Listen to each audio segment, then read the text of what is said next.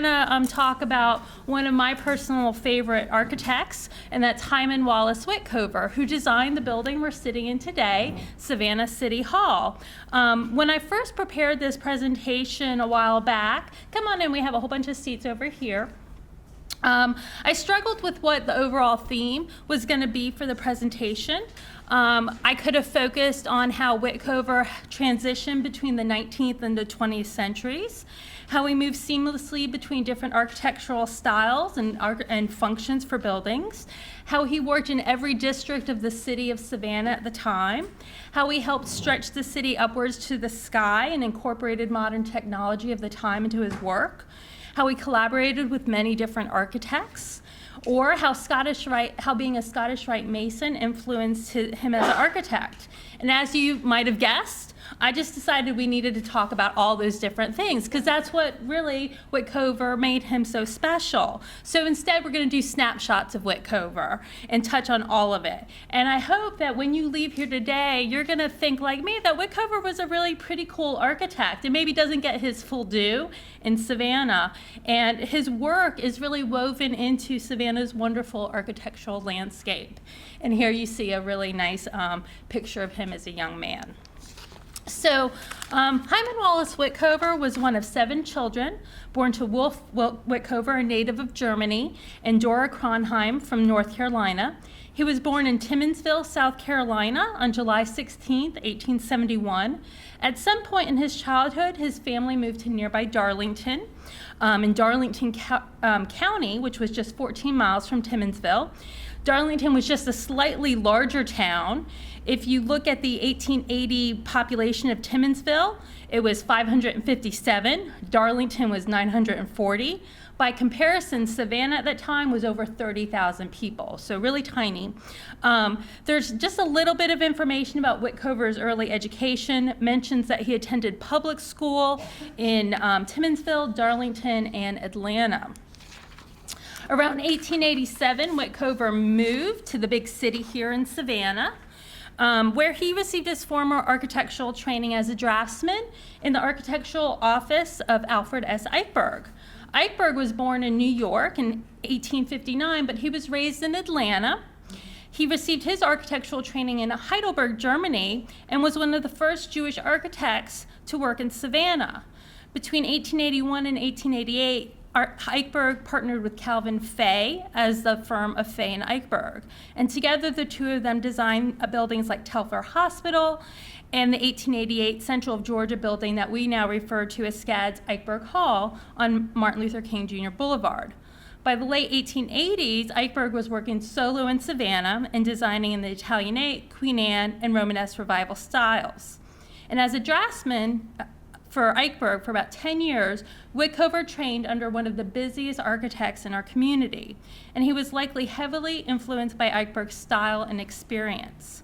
Important commissions of Eichberg during that period include the Lewis Caton House on Drayton, which you see on the right, and that's now incorporated into the Mansion Hotel overlooking Forsyth Park, and the Guggenheimer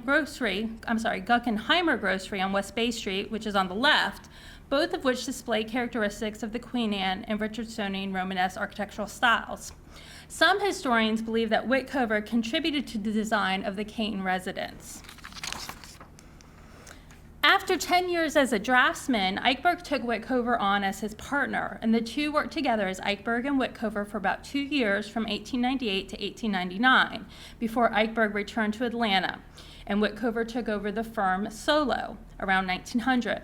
A highlight of their partnership was the completion of the city's Municipal powder magazine. This was done for the city of Savannah. It was completed in 1898. This building, which still exists, is situated about 5 miles outside of the city proper on a Geechee Road. The building was designed to store dynamite and gunpowder that were considered too dangerous for public safety to be stored within city limits. These explosives were used for excavations like clearing canals and removing tree stumps. And the red brick building was designed in the Gothic Revival style and resembles a small fortified castle with a crenellated parapet. The interior is pretty simple. It has 2 rooms separated by an interior wooden door, and the building was designed to withstand a blast of several hundred pounds of explosives. It has 3 feet 3-foot thick walls, vaulted ceilings, and it had iron doors. The magazine was used all the way until the 1960s when the city closed it. It's believed to be the only municipal magazine in the entire state of Georgia, most magazines having been built by the military rather than by a municipal organization. So starting in 1901, Witcover starts to appear in the Savannah City Directory's commercial listings for architects as his own firm, initially with an office at 5 Bull Street. It was the same address used by the firm Eichberg Witcover, suggesting that he simply just took over the office he shared with Eichberg after Eichberg went back to Atlanta. His first major commission was in 1902 for the Sacred Heart of Jesus Catholic Church on Bull Street. This is in the Thomas Square streetcar historic district. The city limits have been extended south to Estill Avenue, what we now call Victory Drive, in 1883 to include this area, and it was quickly growing and upcoming at this time. The Sacred Heart cornerstone was laid in 1902, and dedication of the church took place in 1905. Witcover's design reflected Victorian Gothic revival and featured red pressed brick trimmed in white Georgia marble. At the same time he was working on Sacred Heart, Witcover was busy on some of the grandest homes in the city at the time. In a Savannah Morning News article from February 1903, which was titled Many New Homes, his name appeared in connection with a total of 8 projects, 5 of which were residences.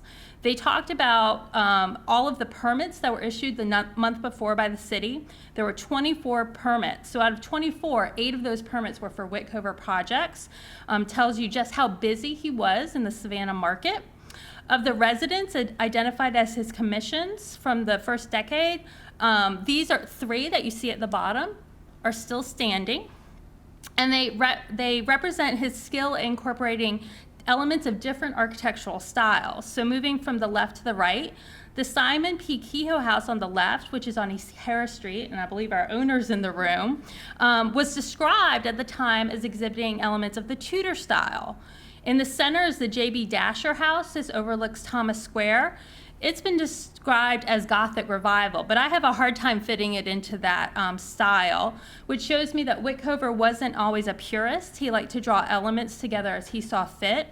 The Hull House on the far right was built in 1906, and it's a little bit more true to the colonial revival style with Palladian influences. The 1903 article goes into great detail describing some of the homes that we've since lost. The Rosenheim home, which was nearing completion when the article was written, was described as, quote, having electrical equipment of the latest kind, while the Big home, which faced Park Extension, was under construction and it had large verandas. Dr. Daniel's house was about to start construction, and it was described as Mediterranean inspired with terracotta tile roof, broadly projecting eaves, and a large circular veranda with heavy columns. So during this time, he's doing a lot of different things all at once. He was also busy with commercial projects. On the right is the Slater building, and on the left is Bryson's garage. J.C. Slater commissioned him to build a 3-story brick structure on West Broad Street, now MLK, between McDonough and Perry Streets, and this was to house his wholesale and retail grocery business. Part of the second and all of the third floors were designed as modern flats, outfitted with, quote, all the conveniences and improvements for comfortable housekeeping. Today, this building houses SCAD's Ex Libris store. Further east on Perry Street, overlooking Chippewa Square, Witcover designed Thomas Archer Bryson's Packard Motor Car Company showroom and parking garage. So this was an early automobile building. Witcover's design portrayed Romanesque revival characteristics, yet the copper signage, which you can see up at the top, reflected the influence of the Art Nouveau period. The garage had a capacity for 75 cars and is the oldest showroom of its kind in the region. As Savannah entered the 20th century, like all modern cities, we started reaching for the sky, and Witcover was instrumental in that growth architecturally. Today, when we think of skyscrapers, we usually think of New York and Chicago, but Savannah had them also, and they were centered around Johnson Square, what was commonly called Banking Square, because all the banks were clustered around it. In 1902, Germania Bank announced plans to begin construction of their new building on the southwest corner of Johnson Square.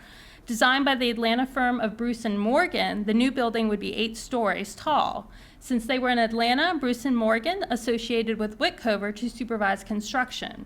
The local newspaper reported that the Germania Bank directors assented to this arrangement, which ensures the superintendence of the construction by an architect of ability. Construction started in early 1903 and was finished in 1904. Witcover moved his offices into the building until his next major accomplishment was completed. And that would be the National Bank, just next door. And you can see here is Germania Bank, and here's National Bank. And it faced it was situated on the corner of Bull and Broughton Street. Planning for this building started in October 1902, before the actual construction of Germania had even started. Savannah Morning News announced then that the National Bank and the Oglethorpe Savings and Trust Company joined together to build the new building, and that it would probably be 10 stories, so they were already planning to outdo their neighbor. Witcover was selected as the architect, and by August 1904, he had prepared 2 sets of plans, one for a 5-story building and one for a 10-story building.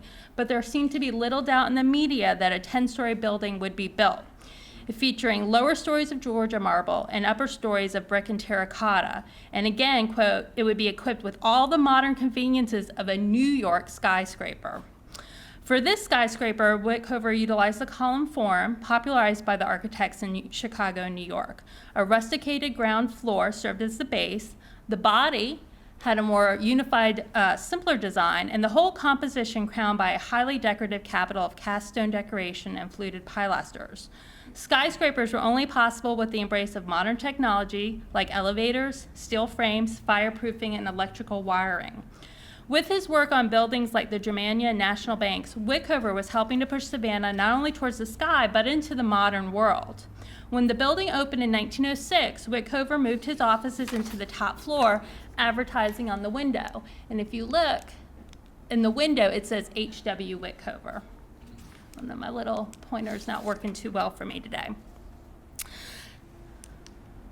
So Witcover would return to this same corner in 1914 to design the 10-story Hicks Hotel right here for Robert N. Hicks. Adjacent to the Germania Bank, the hotel also utilized the column form, only in different materials, with the street level clad in white stone decorated with shields, urns, and balustrades, an elaborate cornice at the top of polychrome terracotta.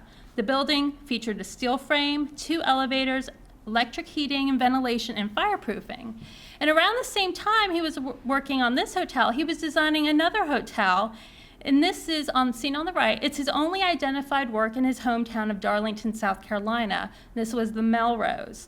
While the Hicks Hotel cost around $260,000, the Mission Revival style Melrose cost about $58,000. But like the Hicks, it was also considered modern. It had elevators, state-of-the-art fire suppression, central heat, private baths with hot and cold running water, and a telephone in each room. And unfortunately, the Melrose was destroyed by fire in 1968. So here's the skyline around Johnson Square. It was quite impressive at one time. Across Bull Street stood the Manger Hotel. Right here, we still have that. And diagonal across Johnson Square stood the Savannah Bank and Trust at 15 stories.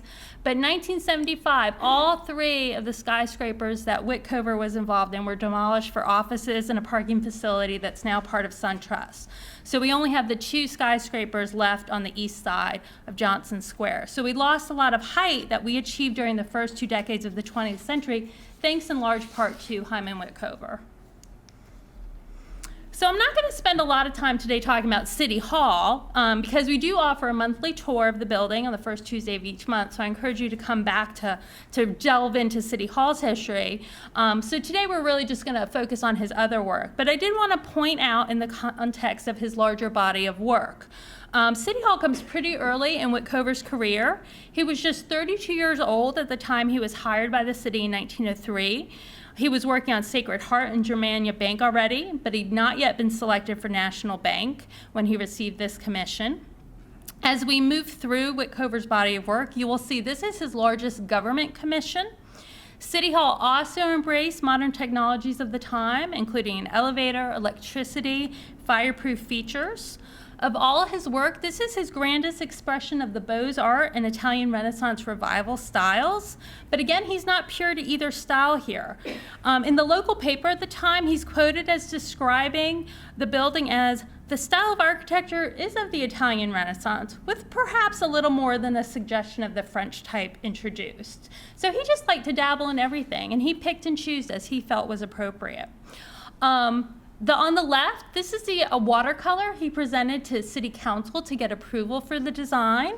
And when we were looking at what architectural style it was, we tried to break down all the features to see if it was a little bit more Beaux-Arts or a little bit more Italian Renaissance revival. And it's the way it was constructed, it's about an equal split. If the quadriga statuary groups that he proposed had been implemented, it would have pushed it a little bit over more to the Beaux-Arts style. But those were cut out due to budgetary concerns. Okay, so Witcover completed another major domed building, and that was the Effingham County Courthouse in Springfield, Georgia. This was finished in 1908, and it's pictured here in the lower left. But I can't help he wasn't inspired by the Darlington County Courthouse in the upper left that was finished 5 years earlier in 1903. That's his hometown. His parents were still living. It was designed by Edwards and Walter, and it features very similar neoclassical and Palladian features as his courthouse, including the red brick, the cast stone trim, the dome on an octagonal base, and then the front pediment and portico with exactly 6 two-story columns each. So, you know, I looked at them, and when I first found that postcard, I was like, oh, that has to be a Witcover building, but it's not. So that one came first. So he likely might have seen it and been inspired. But they also both have, you know, are reminiscent of Jefferson's Monticello. So, but here, if you look at the architectural drawings for the Springfield Courthouse, he also uses a central rotunda on the first floor, similar to the rotunda he uses in City Hall. So in City Hall, our rotunda is the space from which all our public spaces radiate, and he did the same thing in Springfield. But what he wasn't able to do in Springfield, our rotunda rises up a full 4 stories, so you can look all the way up to the dome. In Springfield, he needed that second story for his courtroom. So unfortunately, you don't have that, the feeling of the dome from the inside. You only get the effect of the dome from the exterior of the building. Witcover's courthouse was approved for inclusion in the National Register of Historic Places in 1980. It was also included in the courthouses and depots in Georgia, where author Wilbur Caldwell described it as Hyman Witcover's grand neoclassical palace of justice. So Witcover completed some smaller municipal works during the same period for the city of Savannah, including Engine House number 7. This was in the up-and-coming section of the city on the east side. It was completed in 1909 on the corner of Gwinnett and Paulson Streets. And the fire station harkens back to the Romanesque revival style he worked in with Eichberg. But again, it boasted, quote, the most modern and up-to-date features that were needed of fire stations at the time. Witcover was kept busy with many additions and renovations on existing buildings for clients. In 1907, he prepared plans for the remodeling of the Georgia State Building and Loan Association on the corner of Bull and York Streets overlooking Wright Square. That's the building here. If you go to, it's Wells Fargo now on Wright Square, and these are plans for it that are at the Georgia Historical Society. The building was originally completed in 1890 by Alfred Eichberg, and it's probable that Witcover worked with Eichberg on it as a draftsman. 1910, he designed wings for the Henry Street School, seen here in the upper left. This was originally designed by Gottfried Norman in 1891, and Witcover's wings, here's one of the wings. The center, that's the original building. There's another wing. Witcover's wings blended seamlessly into the original Queen Anne design. He utilized the same materials of red brick, granite, and terracotta, and his addition doubled the size of the school, increasing it from 8 classrooms to 16. 1876, St. Joseph's Infirmary moved into the former Savannah Medical School, which was at Habersham and Taylor Streets overlooking Whitfield Square. 1901, they erected an addition and changed the name to St. Joseph's Hospital. Witcover did plans for 2 additions. In the middle, you see his plan for a new wing that was done in 1909, and it included a chapel. And then he also did, he did a wing, and then he did a second for a chapel. These are preserved in the Georgia Historical Society's collections. The St. Joseph, as you know, in 1970 moved out to Mercy Boulevard, and this hospital was torn down, and the Rose of Sharon Senior Residence was built in its place. Another building that he renovated was on Forsyth Park. It was originally built in 1884 for Solomon Kruskoff, and the Daughters of the Confederacy hired Witcover in 1914 to reconstruct it as their chapter house. His design included remodeling the exterior into the colonial revival style. He added a main portico with 6 two-story columns that were reached by a double flight of concrete steps. And in the interior, the upper floor was remodeled into an apartment with a separate entrance. So Witcover came from an Orthodox Jewish background. He was a member of the Young Men's Hebrew Association in Savannah during the 1890s. In 1904, he joined Congregation Mikveh Israel. In the 1920s, he served on its board of Adjunta. I've only been able so far to document 2 buildings he completed for the Jewish community, though I think he probably did several residences for those of the Jewish faith. He designed the synagogue on Montgomery Street for Congregation B'nai B'rith Yaakov, which completed in 1909. This is on the right. I think this is one of his most interesting buildings because it features elements of the Moorish revival style with the horseshoe arches you see on the front here over the windows. The Jewish Educational Alliance was organized in 1913, and you see their new building on Barnard Street, which was completed in 1915. The JEA building served as a community clubhouse and social center, had a gymnasium, reception hall, library, classrooms, swimming pool, and much more. And both of these buildings are now owned and operated by SCAD. Witcover served for several years as a private in the Georgia Hussars, which is a volunteer cavalry troop. When the U.S. entered World War I, he was already 46 years old, so he served as a member of what was called the Home Guard.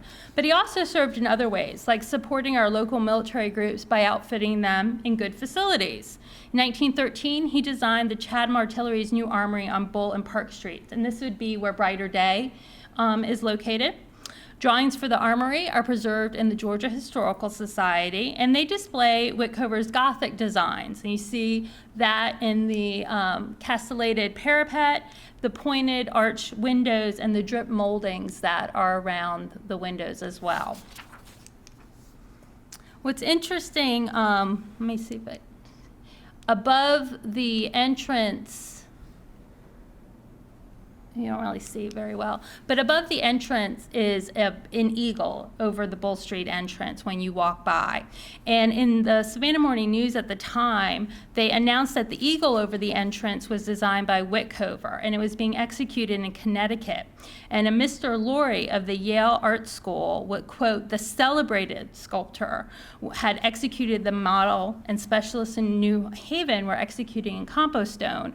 And I wondered who this celebrated sculptor was. So I looked him up, and Mr. Laurie is Lee Oscar Laurie, and he was one of the United States' premier architectural sculptors leading up to World War II. He completed over 300 commissions across the country.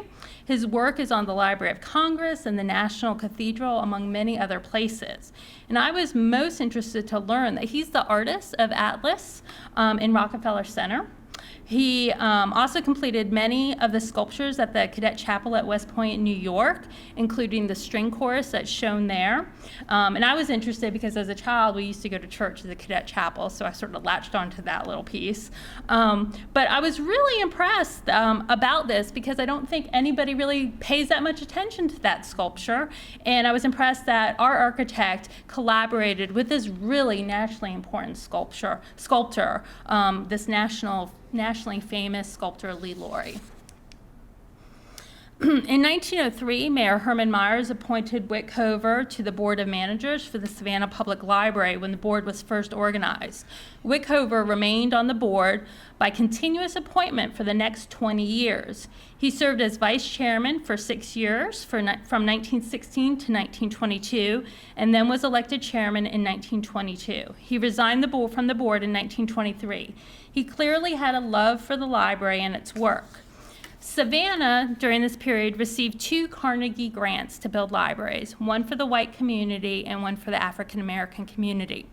The Carnegie Corporation donated $75,000 for the main branch, which was for the white community.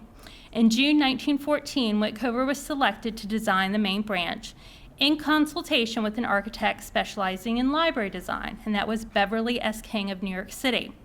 The selection was made based on the design submitted by Witcover and King that you can see above left, that was published in the newspaper. This featured a neoclassical design which would have faced 36th Street and Thomas Square, where the little fountain is next to the library. Beverly King was a partner of Mrs. Andrew Carnegie's brother, Henry D. Whitfield. They had the architectural firm of Whitfield and King. They benefited greatly from their connection to the Carnegies, and they designed a number of Carnegie libraries, including the Eaton Library at Tufts University. King went on to be appointed by FDR as Deputy Administrator of the National Recovery Administration, but he was killed just 2 years later in D.C. by a speeding car. That's just a little side note. I thought it was interesting, that connection. But going back to 1914, the local newspapers in 1914 were very clear that Witcover and King were both involved in the project. And I think we sort of have missed that connection, that this is not just a Witcover building. Witcover was the architect in charge. He supervised the construction, and King was a specialist as consulting architect. And it's unclear how much influence King had over the architectural design, or if he was strictly there to advise on the library aspects of the project. I'm not sure at what point the building was reoriented to face Bull Street or why, but the completed building opened in November 1916 for a total cost of $104,000. It was still completed in the neoclassical style, but it did differ significantly from the original proposal. The newspaper's prediction from 1914 that it will, quote, rank as one of the handsomest library buildings in the country and be an architectural ornament to the city, I think still came true. And you'll see the building features 2 full-height Ionic columns there on the right. And it features an inspirational quote by John Ruskin above at the top. So meanwhile, he's doing these major public commissions. He continues to design residences, including some of the finest homes in Savannah's most sought-after neighborhoods.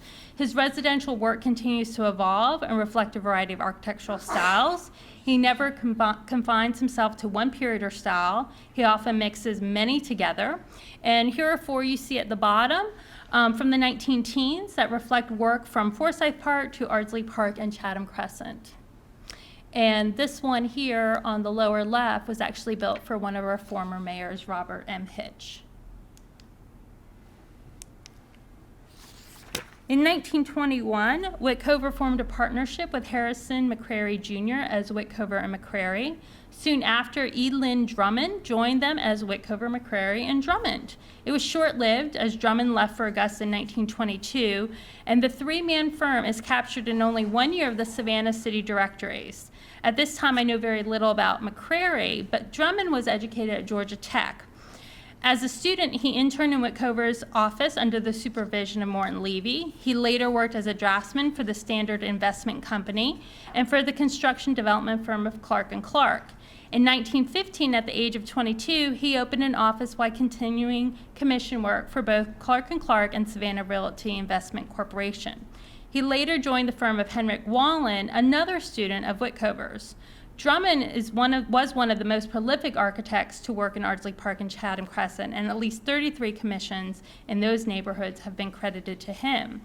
With Witcover, Drummond worked on the Outstater House on 54th Street, and together with McCrary, the house at 328 East 45th Street. The announcement that's shown here on the lower right is from the July-December 1921 issue of the American Architect, which announced this three-man partnership. So Witcover was a really active Mason, and that's an association that complemented his profession. He participated in the Masonic Cornerstone Lane for this building in 1904, and I am not going to pretend that I understand the world of Masonry. So if anybody in here is a Mason, I apologize. But I've tried to show his rise in the Masonic world the best I can, starting at the bottom and then going all the way up. He started off in Savannah in the ancient landmark lodge number 231 in 1900. He became very active and rose very quickly in the ancient and accepted Scottish Rite Masons, which I show with the acronym AASR. In 1911, at the biennial session of the Supreme Council of Scottish Rite Masons in Washington, D.C., he was elected as the Sovereign Grand Inspector General for Georgia. That's basically the executive head of the Scottish Rite Masons in this state. He was only 40 years old, and he was the youngest man ever elected to that office. In 1923, he was elevated to Secretary General of the Supreme Council for the Southern Jurisdiction. To understand what that all means, the Southern Jurisdiction is basically over 35 states in the United States. You have the Northern and the Southern's over 35 states. So he was the secretary over 35 states. The headquarters for the Southern Jurisdiction is Washington, D.C. They have the Supreme Council consists of no more than 33 members, all of which are 33-degree Masons, and they are presided over by a Grand Commander. The members are the Sovereign Grand Inspector Generals that oversee their orients or their states, and they meet at the House of the Temple in D.C. When Witcover became Secretary General to the Supreme Council, he left his active architectural practice in Savannah and moved to Washington, D.C. And he served as Secretary General until 1934, but he remained Sovereign Grand Inspector General over Georgia until he died. I don't know, does that make sense to everybody? It's very complicated. So I mentioned that the Supreme Council meets at the House of the Temple. In 1911, the Supreme Council started building new headquarters for the Southern Jurisdiction. The architect was John Russell Pope. He's important. He was the architect for the National Archives, the Jefferson Memorial, the West Building of the National Gallery of Art. The Supreme Council set up an executive committee to oversee construction of this House of Temple, and it included 4 inspector generals, one of which was Witcover, likely chosen for his expertise as an architect. So this building was finished in 1915. Its design is based on the mausoleum erected by Queen Artemisia to King Mausolus, which is considered one of the 7 wonders of the ancient world.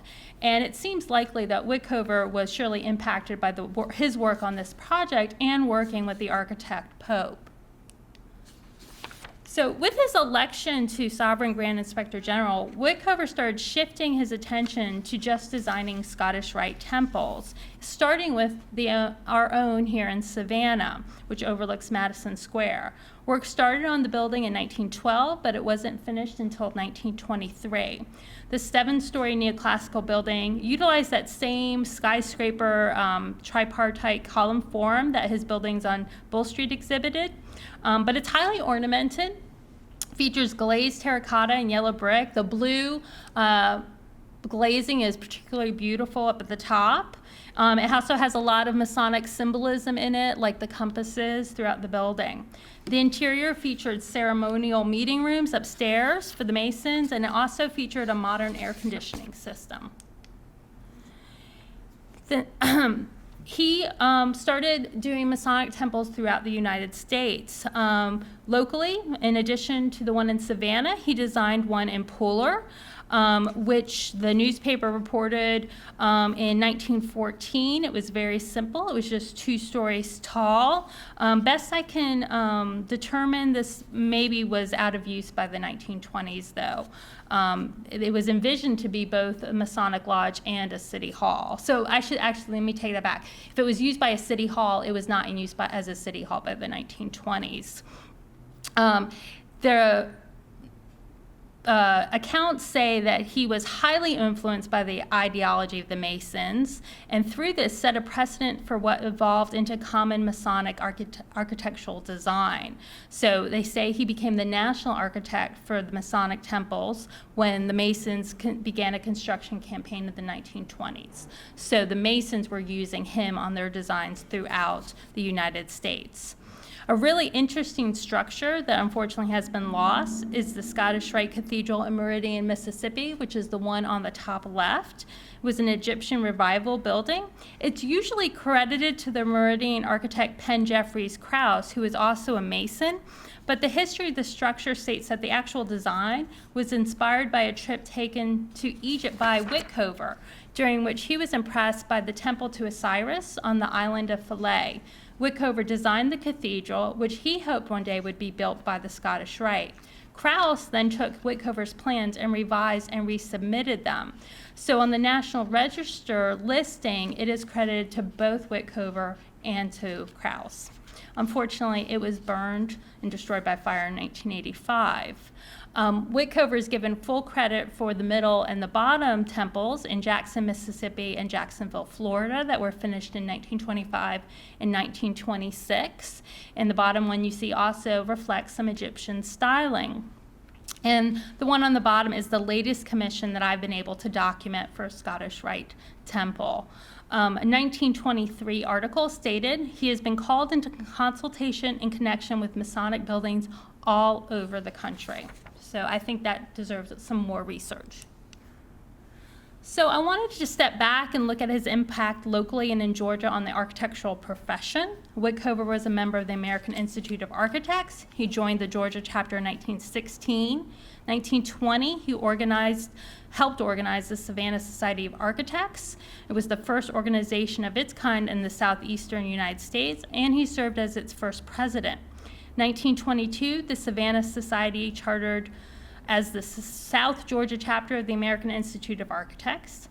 1919, the Georgia General Assembly created the State Board of Examination and Registration of Architects, whose purpose was to protect the health, safety, and welfare by regulating the activities of persons engaged in the architectural profession. The board had the authority to adopt rules, set standards for license, adopt mandatory standards of professional conduct, and investigate and discipline unauthorized, negligent, or incompetent practice. The governor appointed Witcover to the original board in 1919, and he served into 1922. I think this appointment demonstrates Witcover's professionalism and high level of respect he was held in across the state. And there you can see him. So throughout my presentation, I've talked about the architects that Witcover has been working with, those who may have influenced him, those who he may have influenced. You know, I haven't talked much about Henrik Wallen. Wallen worked briefly for architect after coming to Savannah from New York to work with Henry Bacon on the Oglethorpe Monument. Martin Levy also worked in Witcover's office. I think a more thorough review of the city directories may uncover more Savannah architects who worked in Witcover's office before going out on their own. And I tried to, through this chart, visually portray Witcover's connections to the architects he worked for, partnered or collaborated with, and perhaps mentored or influenced in some way. Pictured are some buildings by some of the architects who may have influenced him either directly or indirectly, which then may have in turn, come through in his work. So I think, I really think he has a lot of connections that, again, could use some more research and exploration. So when I was originally contemplating this lecture, I thought my take on Witcover was going to be a focus on this concept of man of many styles, and talked about how he moved across so many different styles through his career. The last architect I presented on was William Gibbons Preston, who really stuck to just, one or two different styles. But Witcover is such a contrast to that. He really transcended not only style, but function. He moved seamlessly from government and civic buildings to religious, to commercial, to residential, and fraternal, and military, and recreational. That's a story all on its own. I think it's rare for an architect to go through so many different styles and steal little pieces so much and do it successfully. I think some architects try to do it and they do it unsuccessfully. So every time, and then he was very prolific. Every day I was researching for this talk, my number of identified buildings went up, over 55 now. I didn't talk about some of them, like the Knights of Pythias Castle, which is pictured right here. He also did Calvary Baptist Church, an earlier one than the one we have today, the American Can Company, St. Vincent's, Jasper Spring Memorial. One 1923 article says he, quote, designed hundreds of other buildings of all types in this and other cities. So I think I haven't even scratched the surface. So, and then there's his family. In 1913, Witcover married Mary Agnes Dillon of Savannah. They had 3 children, Dorothy, who was born around 1915, Hyman Wallace Jr., who went by Wallace, was born around 1917, and David Carl, born around 1926. As a family, they primarily lived in 812 East Henry Street. Agnes died in 1932 while they were living in Washington, D.C., and she's buried in Fort Lincoln Cemetery up there. And in the fall of 1927, Witcover's health began to fail. A great-nephew said he suffered from Parkinson, and the death certificate records the principal cause of death as pneumonia with a contributory cause of paralysis agitans, which is the less common term for Parkinson's disease. As his health began to decline, he retired from his Masonic career in 1934 and returned to Darlington to live with his sister, who cared for him until his death. Letters to his daughter from his sister towards the end of his life show that he was in bad mental and physical condition and unable to leave the house. He died at the age of 65 on October 1st, 1936. He left his estate, valued at $70,000 in trust for the benefit of his 3 children. And using an inflation calculator, his estate was valued at about $1.2 million today. So I'm finding it hard to decide in the end if Witcover is more important as an architect or as a Mason, or perhaps it's just a Masonic architect. He seems to have chosen to leave the world of architecture for the world of Masonry. After his death, per his wishes, his remains were cremated and returned to Washington, D.C. His funeral was held at All Souls Unitarian Church. The Reverend Ulysses Pierce, pastor of Unitarian Church, officiated, and Reverend John Palmer, a Presbyterian minister, conducted, and I might mispronounce this, the Rose Croix service of the Scottish Rite.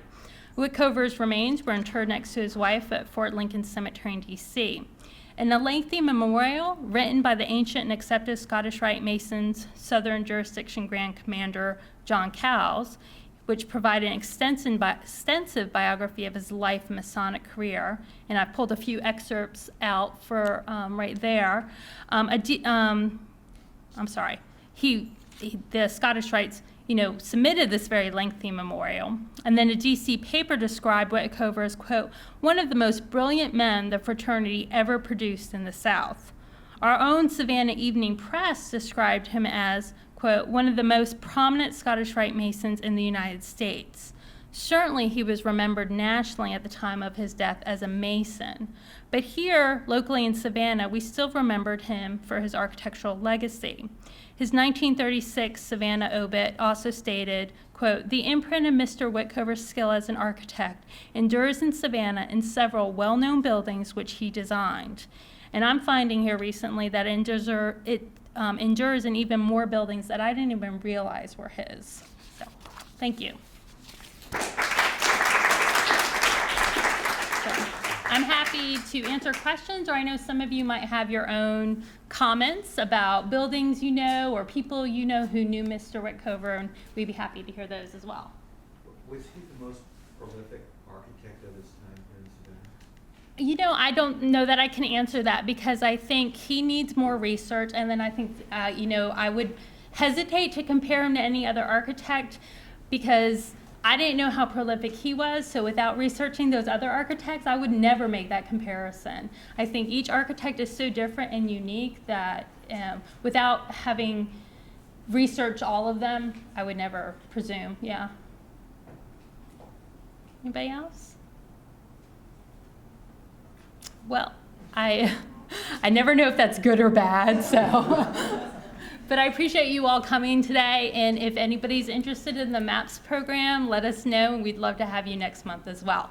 If you did pick up the postcard for the Capturing the Soul exhibit, I did want to announce it was advertised to be up through January, but you will need to come and see it before December 15th. It's going to be coming down a little bit earlier. It's a wonderful exhibit, so I encourage you to come to it as well. Thank you.